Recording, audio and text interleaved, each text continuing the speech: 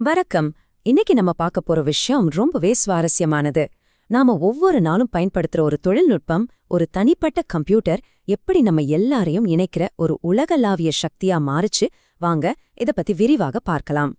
நீங்களும் சரி நானும் சரி தினமும் நம்ம கையில ஒரு ஃபோன் லேப்டாப்னு ஏதாவது ஒன்று யூஸ் பண்ணிட்டே இருக்கோம் இல்லையா? ஆனா என்னைக்காவது யோசிச்சு பார்த்திருக்கீங்களா இந்த ஒரு சின்ன டிவைஸா இவ்ளோ பவர்ஃபுல்லா மாற்றுறது எதுன்னு? வாங்க இந்த கேள்விக்கான பதில தேடி ஒரு சின்ன பயணத்தை தொடங்கலாம். இந்த முழு பயணத்துல முதல்ல கம்ப்யூட்டர்னா என்னன்னு ரொம்ப பேசிக்கா ஆரம்பிச்சு, அப்புறம் அது செய்யற விதவிதமான வேலைகள், அது ஒன்னோட ஒன்னு கனெக்ட் பண்ணும்போது கிடைக்கிற அந்த சூப்பர் பவர், அதனால என்னென்ன நன்மைகள், கடைசியா இது நம்ம டெய்லி லைஃபை எப்படி மாத்திருக்குன்னு ஸ்டெப் பை ஸ்டெப்பா பார்க்க போறோம். சரி, முதல் பகுதிக்குள்ள போலாம். முதல்ல கம்ப்யூட்டர்னா என்ன? நாம எல்லோரும் டெய்லி யூஸ் பண்ணாலும் அதோட உண்மையான அர்த்தம் என்னன்னு தெரிஞ்சுக்கலாம் வாங்க. ரொம்ப சுவாரஸ்யமான விஷயம் என்னன்னா, கம்ப்யூட்டர்ங்கிற வார்த்தைய கம்ப்யூட்ன்ற வார்த்தையில தான் வந்துச்சு. அதோட சிம்பிளான அர்த்தம் கணக்கு போடுறது.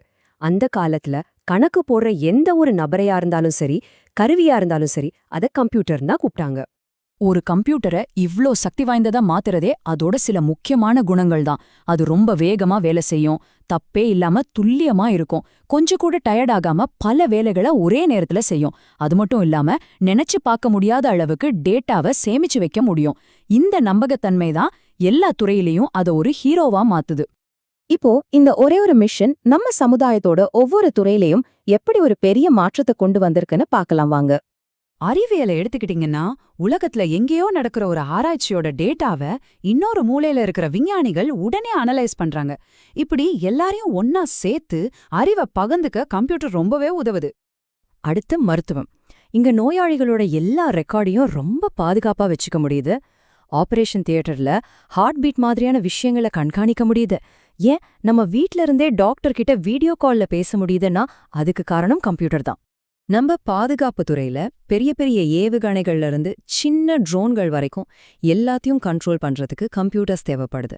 ராணுவ வீரர்களோட பதிவுகளை நிர்வகிக்கவும் இது ரொம்ப முக்கியம். பேங்கிங் துறை சொல்லவே வேணாம், அதோட முதுகெலும்பே கம்ப்யூட்டர்ஸ் தான். நம்ம அக்கவுண்ட் டீட்டெயில்ஸ், ஏடிஎம்ல பணம் எடுக்கிறதுன்னு நாம செய்யற ஒவ்வொரு டிரான்சாக்ஷனுக்கு பின்னாலையும் கம்ப்யூட்டர்ஸ் வேலை செஞ்சுட்டு இருக்கு.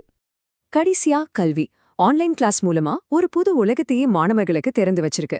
அவங்க படிக்கிற மெட்டீரியல்ஸை டவுன்லோட் பண்றதுல இருந்து மற்ற ஸ்டூடெண்ட்ஸோட கலந்துரையாடுறது வரைக்கும் எல்லாமே இதனால தான் சாத்தியம். இது வரைக்கும் நம்ம பார்த்தது எல்லாமே ஒரு தனி கம்ப்யூட்டரோட பவர். ஆனா உண்மையான புரட்சியே வேற இடத்துல தான் ஆரம்பிச்சது. வாங்க அடுத்த பகுதிக்குள்ள போகலாம். இணைப்பின் சக்தி. ஆமாங்க, கம்ப்யூட்டர்ஸ் தனித்தனியா இருந்தப்போ ரொம்ப பவர்ஃபுல்லா தான் இருந்துச்சு. ஆனா நாம எப்போ அதையெல்லாம் ஒன்னோட ஒன்னு கனெக்ட் பண்ண ஆரம்பிச்சோமோ அப்போதான் டெக்னாலஜில ஒரு மிகப்பெரிய பாய்ச்சலே நடந்துச்சு. இந்த இணைப்புக்கு பேரு தான் கணினி வலையமைப்பு, அதாவது கம்ப்யூட்டர் நெட்வொர்க். சிம்பிளா சொல்லணும்னா, பல கம்ப்யூட்டரையும் மத்த டிவைசஸையும் ஒன்னா இணைச்சு தகவல்களையும் பிரிண்டர் மாதிரியான விஷயங்களையும் ஷேர் பண்ணிக்கிறதுக்கு உதவுறது தான் இது. சரி, இப்படி கனெக்ட் பண்றதுனால என்னென்ன நல்ல விஷயங்கள் நடக்குது, அது ஏன் அவ்வளவு முக்கியம், அதைத்தான் இந்த பகுதியில பார்க்க போறோம். இந்த டேபிள பாருங்களேன், ரொம்ப சிம்பிளா புரியும். நெட்வொர்க் இல்லனா ஒரு ஆஃபீஸ்ல 10 பேருக்கும் 10 பிரிண்டர் வேணும். ஆனா நெட்வொர்க் இருந்தா அந்த 10 பேரும் ஒரே பிரிண்டரை யூஸ் பண்ணிக்கலாம். இதேதான் சாஃப்ட்வேர்க்கும். செலவு எவ்வளோ குறையுது பாருங்க. அது மட்டும் இல்ல, எல்லா சாஃப்ட்வேரையும் ஒரே இடத்துல இருந்து அப்டேட் பண்ணலாம். நம்ம முக்கியமான டேட்டாவை ஒரே இடத்துல ரொம்ப பாதுகாப்பா வச்சுக்கலாம். ஒரு பெரிய வேலைய பல கம்ப்யூட்டருக்கு பிரிச்சு கொடுத்து சீக்கிரம் முடிக்கலாம். இதனால ஒவ்வொரு கம்ப்யூட்டர்லயும் நிறைய இடமும் மிச்சமாகுது. ஓகே, இப்ப ரொம்ப முக்கியமான பகுதிக்கு வந்துட்டோம். இந்த டெக்னிக்கலான விஷயங்கள்லாம் நம்மளோட ஒவ்வொரு நாள் வாழ்க்கையையும் எப்படி மாத்துதுன்னு பார்க்கலாமா? சொல்லப்போனா, நம்ம காலையில எழுந்ததுல இருந்து நைட்டு தூங்க போற வரைக்கும் இந்த நெட்வொர்க்ஸ் தான் நம்மள சுத்தி இருக்கு. நம்ம பேசுறதுல இருந்து படம் பார்க்கற வரைக்கும் நம்ம செய்யற ஒவ்வொரு விஷயத்திலயும் இதோட பங்கு இருக்கு.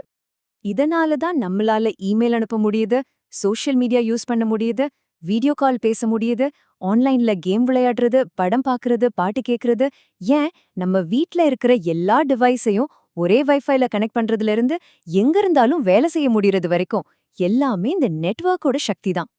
ஆஹா, ஒரு சாதாரண கணக்கு போடுற மெஷினை ஆரம்பிச்ச கம்ப்யூட்டர் இன்னைக்கு உலகத்தையே ஒன்னா இணைக்கிற ஒரு பெரிய வலையமைப்பா வளர்ந்து நிக்குது. நாம நம்மளோட டிவைசஸை வெற்றிகரமா இணைச்சிட்டோம். அடுத்த கட்ட இணைப்பு எப்படி இருக்கும்? இதுதான் நம்ம முன்னாடி இருக்கிற அடுத்த பெரிய கேள்வி.